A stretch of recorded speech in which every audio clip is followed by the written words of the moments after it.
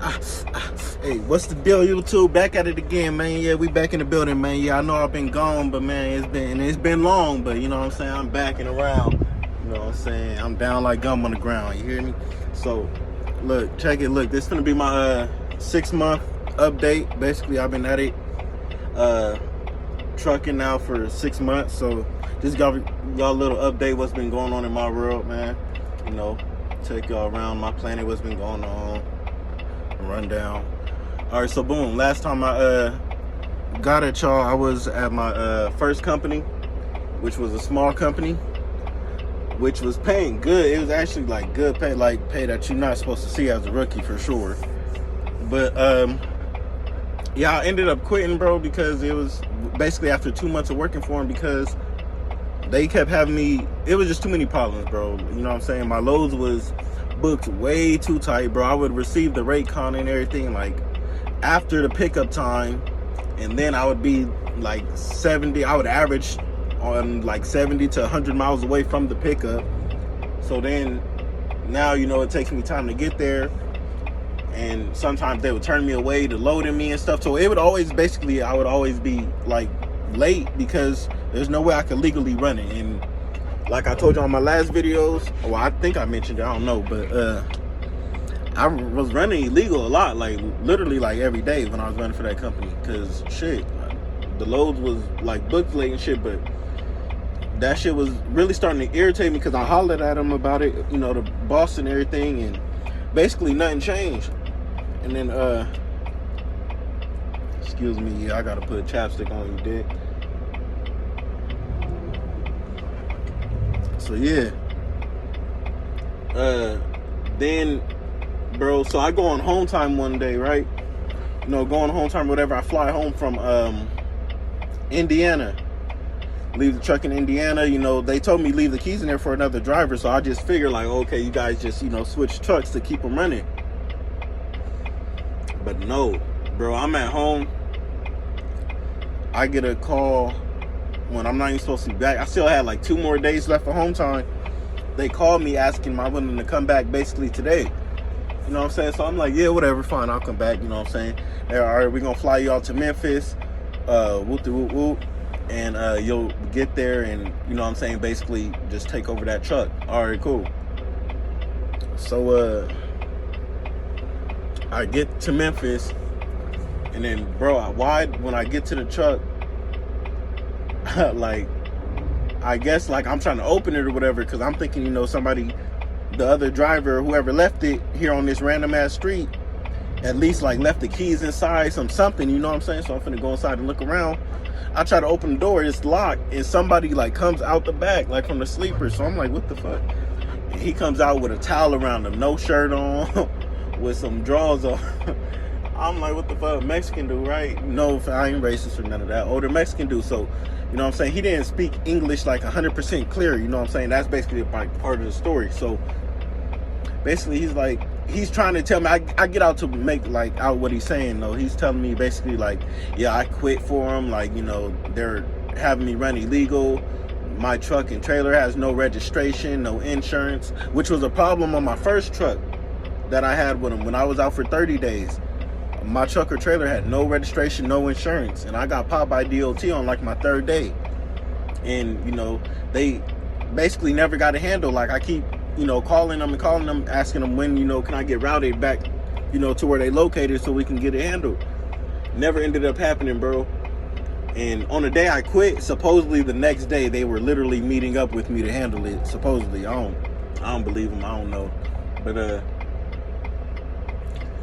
my breaking point was really, bro, after all that, long story short, bro, the trucks was already janky. You know, it's a smaller company, but they had me running with no trailer brakes on the truck at all for like 3 weeks, bro.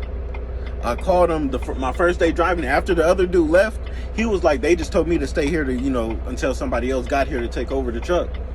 So after he left, bro, basically, I call him like, hey, you know, these brakes ain't right. Like, it's taking me way too long to stop, bro. Like, and they like, well, what's your loaded weight right now? And I'm like, you know, I'm at 36,000. They're like, oh, that's probably why. It's, you know, you just have to stop earlier or something. You have a heavy load. And I'm like, bro, I've driven heavier loads than this. Like, what are you talking about? I've driven like a load that was like 43,000. Like, what are you talking about? Like, and it wasn't that hard to stop, you know what I'm saying? So I'm telling them like the brakes ain't right, yada yada. They okay, we'll get it checked out, yada yada. Basically blow me off, And this go on for a couple weeks, right? So one day, in which my trailer brakes was out, and I knew it was my trailer brakes because I went to a warehouse. They told me to slide my tandems, and I couldn't slide them. My trailer was just roll. Like, I could hop on the highway. Like, my trailer would just roll. So I knew my trailer brakes weren't, holding at all. So basically I had to use 2 giant ass rocks, bro, to hold my fucking trailer in place.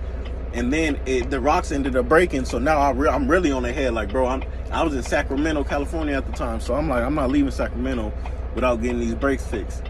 Yada yada. Oh, okay, yeah, go to the truck stop right now. Now they want to handle it. You feel me? But then I get there, have them check it out or whatever.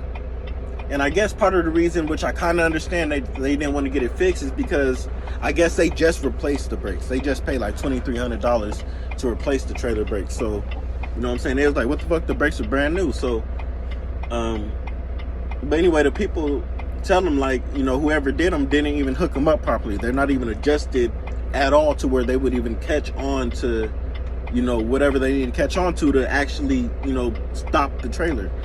And they're like, this is dangerous. Like, they telling them, I'm listening to them tell my boss this, like, this is dangerous. He goes down the wrong hill with this, it's over. Like, which I actually did. My tractor brakes almost caught on fire because I was coming down the hill out of Oregon. I was coming out of Oregon into California and coming down the hill, and them motherfuckers got to smoking and shit because it wouldn't stop. Basically, I had my engine brake on the highest level. I was, just stabbing my brakes. I wasn't holding them or nothing for them to lock up or, begin to overheat or nothing. But I had no trailer brakes, so you know what I'm saying. And I'm going down to 6% grade, so you could only imagine. Yeah, they started to smoke and everything. Had to pull over for a minute, let them cool off and shit, but. Yeah, so then basically this is the day after is when I'm telling them, like, I'm not getting this shit. I'm not moving out of here no more at all until this shit gets fixed. So they end up on the phone with the people telling them how dangerous this situation is, and they basically don't want to pay for it type shit. Like, and I'm like, all right, bro. Like, now y'all niggas playing with my life. I don't mean to say that because we on YouTube, So y'all playing with my life. Homie, like, y'all putting my life in jeopardy. You dig what I'm saying? So.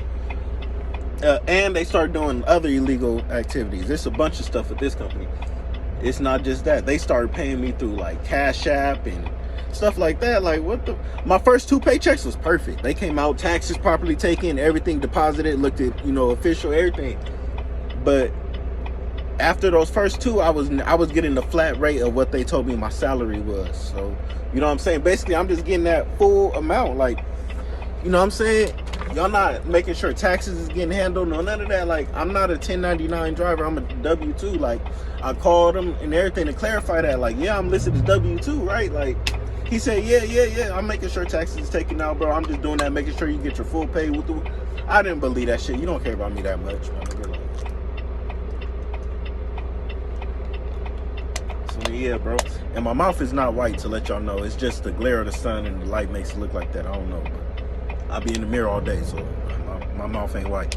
But anyway, yeah, bro. So basically, they playing with my money or whatever, paying me through weird transactions, whatever. Now they pay me through Cash App or whatever. And then this Friday, they actually owed me money. They owed me money that they didn't put on my last check, which was because they upped my pay. Basically, I was done with training, so they upped my pay. And they didn't pay me the correct amount the week before. So, you know what I'm saying? Long story short, I wait for them to, send me all the money that they owed me first before I ended up actually quitting. Because once y'all, arguing with the mechanics and stuff, y'all playing not only with my money and my, my license, having me with no registration, no insurance, taking way overweight loads and shit. Like, you know what I'm saying? To where basically, bro, I just, cut ties. I waited for him to send me the rest of my money that he owed me from the week before on Cash App. And then I called him when I was already on my way, I've been had it planned out since the night before.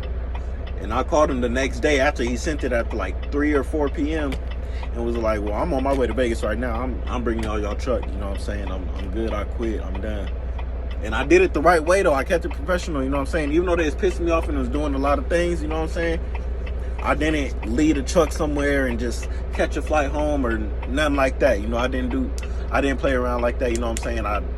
I let him know I was quitting. He gave me an address of a specific truck stop to meet him at to retrieve his truck. I took pictures of the truck stop, you know what I'm saying? Because in, you know, the iPhones, whatever, you go to the pictures, it's going to show the day and time you took that picture and everything. So, you know, just in case they try to say I abandoned any equipment or anything, because I was loaded. I was supposed to deliver the next morning. But y'all was, you know, y'all got too much going on. Y'all doing too much, bro. And y'all, to pay for fuel also, they cash apping me the money for fuel every day. So yeah, it's a whole bunch going on. So I'm just like, nah, I'll quit, bro. And then when I get there, you know what I'm saying, take pictures of the truck stop. I take pictures on the Instagram story where you could put the location and everything. So, you know what I'm saying? Yeah, did all that. Took a picture of the truck there, the signs around, you know what I'm saying? I took a picture of myself. I tried to sneak in a little picture of me handing him the keys in his hand. You know what I'm saying? So, yeah, that was it with that. And then, so basically, I went back home. You know what I'm saying? After that, I only lived like, it was in Vegas where I took their truck back. That's where they basically operate out of. So I took them their truck back or whatever. I only stayed like 3.5 hours from Vegas. So I already called my mama the night before, put her up on game, like, yeah, just meet me out there around this time, yada, yada, boom, boom.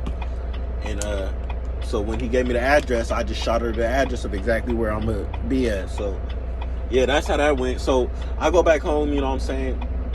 I'm looking for a new job or whatever. End up finding some regional company. So yeah, it took them about 3 weeks to get me into orientation and everything, you know.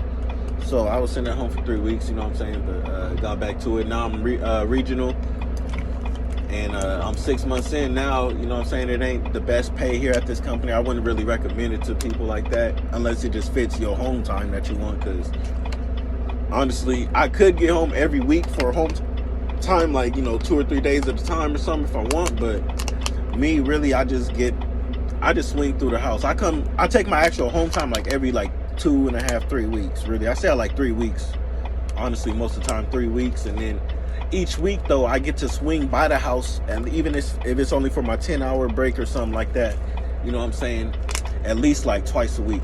So, you know what I'm saying, it's cool. It ain't bad, but it's just, you know, better pay. But I'm at 6 months now.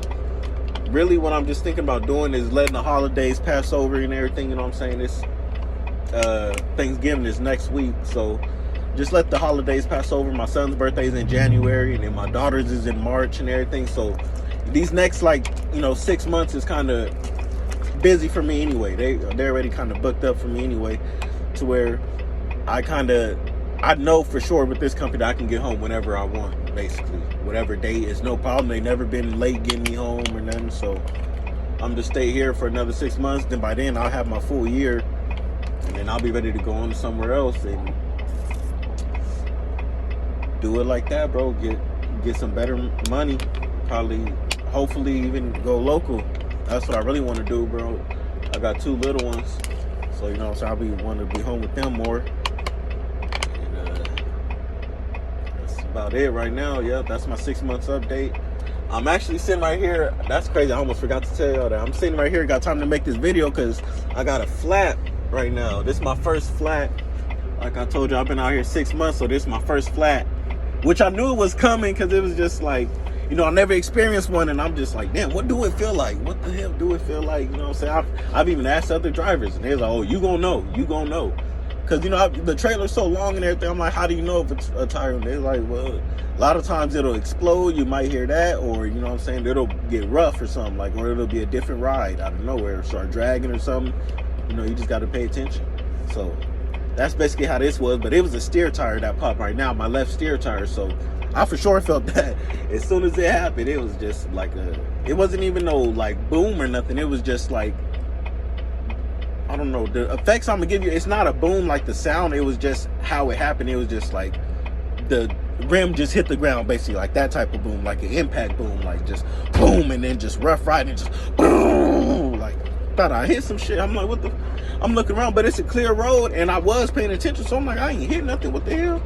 And I was like, oh, okay, that's what a flat feels like. So I'm, you know what I'm saying? I'm parked up right now. I got my triangles out, which I know some of y'all OGs might talk. You know, you got triangles out for a flat tire. I've heard that before, but yes, bro, it's a steer tire. I can't limp to a nearby truck stop or none of that, bro. It's a steer tire.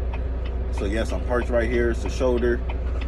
Could try to kind of show y'all, you know what I'm saying, the road ain't that big, so you know what I'm saying, yeah, I'm gonna, you know what I'm saying, set my triangles out or whatever. But the mechanics said it's gonna be like 2 hours, which ain't bad. I done heard of drivers being sitting on the side of the road for up to like 8 or 9 hours, so you know what I'm saying, that's cool. It's smooth. I'm still not gonna be late for my delivery or nothing, so it's all good, part of the game. All right then, YouTube, this video getting long, so I'm gonna cut it right here, champion. All right, I'll get at y'all next time. Bye with me. Hey, subscribe to the channel, man. Like, comment, subscribe, interact with me, man. Hit me up on Instagram, man. Young_King2400. Hit me, man. Everything's lowercase and spelled properly. I don't spell stuff differently and all that. Young_King2400. All right, man. Get at me. Tap in with me. Go on.